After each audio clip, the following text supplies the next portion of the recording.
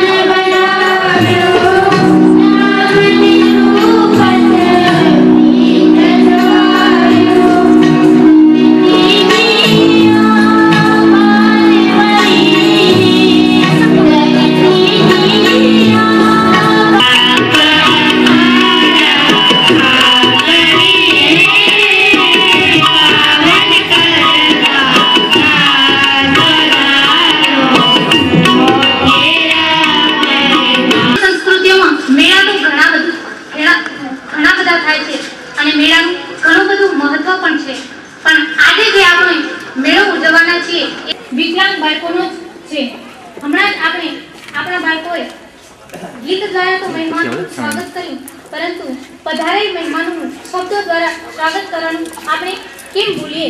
કોઈ કહ્યું છે ને, રસમ છે નોકીને રિવાજ છે અનોખા, રસમ છે નોકીને રિવાજ છે અનોખા, અમારે મન તો શબ્દો એ કંકુ ફૂલ અને ચોખા।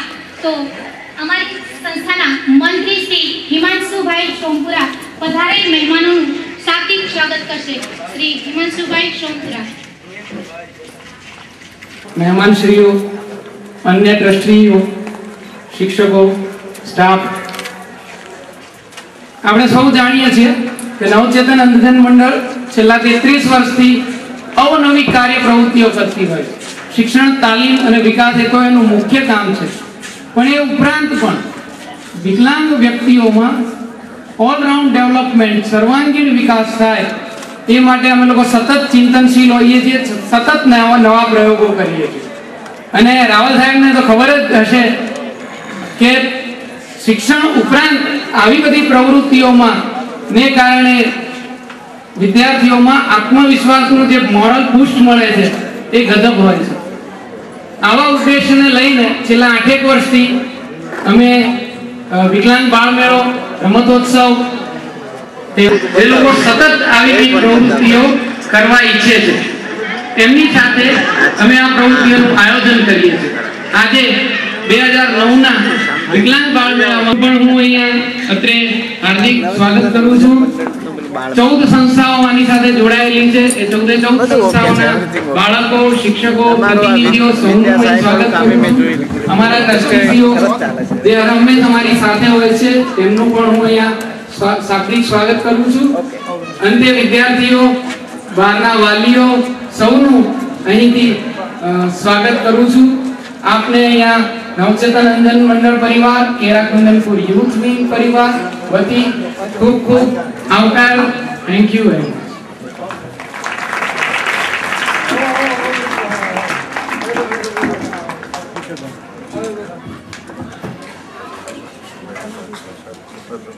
ખૂબ ખૂબ ધન્યવાદ હિમાંશુભાઈ. આપણી વચ્ચે વિનોદભાઈ પાંજાણી, કેરા કુંદનપુર યુથ વિંગ કેના વિનોદભાઈ પાંજાણી આવી ચૂક્યા છે, તો એમને તાળીઓના ગણગણાટથી વધાવી લઈએ. દરેક કાર્યક્રમની અંદર આપણે દીપ પ્રાગટ્ય કરીએ છીએ, કારણ કે દીપ પ્રાગટ્ય દ્વારા આપણે અંધકારને જાગવાનું અને પ્રકાશને આવવાનું આહ્વાન આપીએ છીએ. તો આજે પણ આપણા આ બાળ મેળામાં પણ આપણે અંધકારને દૂર કરી આજના આપણા વિકલાંગ બાળ મેળા 2009 ને દીપ પ્રાગટ્ય દ્વારા ખુલ્લું મૂકશે. દીપ પ્રાગટ્ય.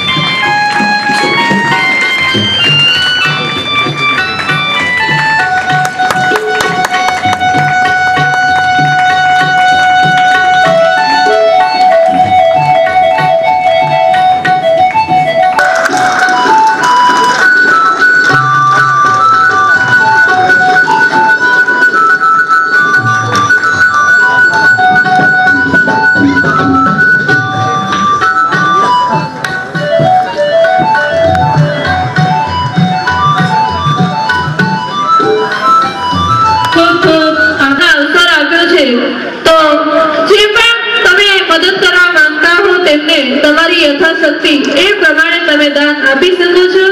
અને યુકેથી પધારેલ મહેમાનોને મારી ખાસ વિનંતી કે તમે ફૂલ નહીં તો ફૂલની પાંખડી તરીકે પણ આ બાળકોને મદદ કરજો, કારણ કે તમારા માટે $1 કે કિશોરભાઈ નાંદાણીને વિનંતી કરીશ કે આજના આ પ્રસંગને અનુરૂપ ઉદ્બોધન આપશે કિશોરભાઈ નાંદાણી.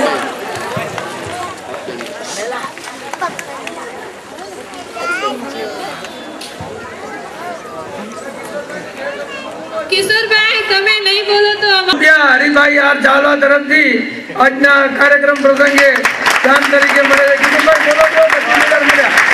હવે બોલતો તો વધારે મળશે.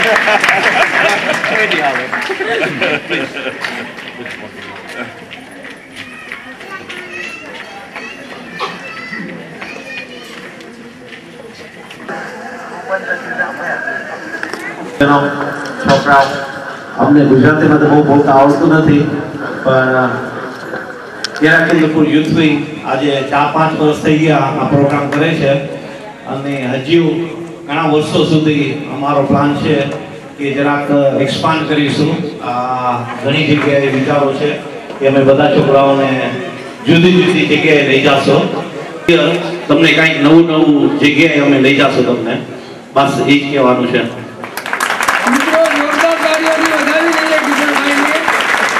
રસ્તામાં છે તેઓ આવી રહી છે એટલે લગભગ 1000 બાળકોની આજુબાજુ આજે આ મેળાનો લાભ લેશે. માન્ય શ્રી મુરબ્બી વિનોદભાઈ પાંચાણી જેઓ કેરાકુંદપુરના છે અને આપણા મુરબ્બી વડીલ છે, તો આજે આપણી વચ્ચે આવ્યા છે ત્યારે એમને વિનંતી કરીશું કે તેઓ આપણને 2 શબ્દો કે માન્ય શ્રી વડીલ વિનોદભાઈ પાંચાણી. આ પ્રસંગના અધ્યક્ષ મહોદય શ્રી, આપણા આ સંસ્થાના એક આદરણીય વ્યક્તિ જેમની સાથે મારો હંમેશા લગાવ રહ્યો છે એવા શ્રી લાલજીભાઈ પ્રજાપતિ સાહેબ, મંચસ પર વિરાજમાન અન્ય મહાનુભાવો, જુદા જુદા ગામથી પધારેલા મારા વાલા બાળકો, દરેક માનવીની રચનામાં જે ઈશ્વરે આપણે પીરસ્યું છે એ વસ્તુ આપણે પોતે નિભાવતા હોય છે અને જોતા હોય છે, પણ માનવ અને માનવ વચ્ચે પ્રેમ કેટલો જગાવવો અને પ્રેમની વ્યાખ્યા કેટલી લઈ જાવી એ દરેક માનવ ઉપર હોય છે. ત્યારે આ સંસ્થા સાથે મારા એટલા બધા સંબંધ નહોતા, પરંતુ જ્યારથી અમારા કેરાકુંદપુર યુથ વિંગ તરફથી આ બાળકો માટે કેરાના ક્રિકેટ ગ્રાઉન્ડની અંદર છેલ્લા 2-3 વર્ષથી પ્રોગ્રામ કરતા, ત્યારે આછો ખ્યાલ આવતો ગયો કે ખરેખર ધન્ય છે આ કિશોરભાઈને કે એમને સખત પરિશ્રમ કરી અને ત્યાં કને ફંડફાળા ભેગા કરી અને દર વખતે આ બાળકો માટે જે આયોજન કરે છે, અને એ આયોજનની સાથે હું તો એમ કહું છું કે આ બાળકોને જ્યારે આપણે દર્શન કરીએ છીએ, આ બાળકોને શું જરૂરત છે, આ બાળકો માટે આપણે શું કરી શકવાના છે, આ બાળકો આપણું જ અંગ છે, આ બાળકો આપણા છે. ઘણી વખતે આપણે જોતા હોય છે કે માનવો ધિકાર કરતા હોય છે, આ આંધળો છે, આ લૂલો છે, આ લંગડો છે, પણ આ શબ્દો આપણે કાઢવાની શું જરૂર છે? આ શબ્દોની કઈ જરૂરત છે? આપણે એ આપણો એક માનવનો હિસ્સો છે, અને જે હિસ્સો આપણો હોય એ હિસ્સાની અંદર આવા દૂરભાષી આપણે પ્રવેશવા ન કરવા દેવા જોઈએ. કારણ કે આવા શબ્દો જ્યારે આપણે ઉચ્ચારીએ ત્યારે ખરેખર એક માનવ તરીકે આપણે પોતાને પણ એક લાનત લાગે છે, હું તો એમ કહું છું. કારણ કે આ માનવ છે અને માનવની સાથે પ્રેમ હોવો એ આપણા માટે એક મોટામાં મોટી વસ્તુ છે. દરેક ભાઈઓ અહીંયા જે આવ્યા છે, જે આવતા રહે છે, અને કિશોરભાઈને પણ મેં વિનંતી કરી છે કે યુકેની અંદર જેટલો બને તેટલો તેઓ પ્રયાસ કરે અને આ બાળકો માટે દિવસે જે આપણે राहत बन गई तब मिल गया जब से पुंडीर साहब सहारा आपका. तो હું એમડીના શ્રી પાર્લે એમડીના સાહેબ શ્રી પુંડીર સાહેબને હું વિનંતી કરીશ કે તેઓ આ કાર્યક્રમને અનુરૂપ 2 શબ્દો કહેશે.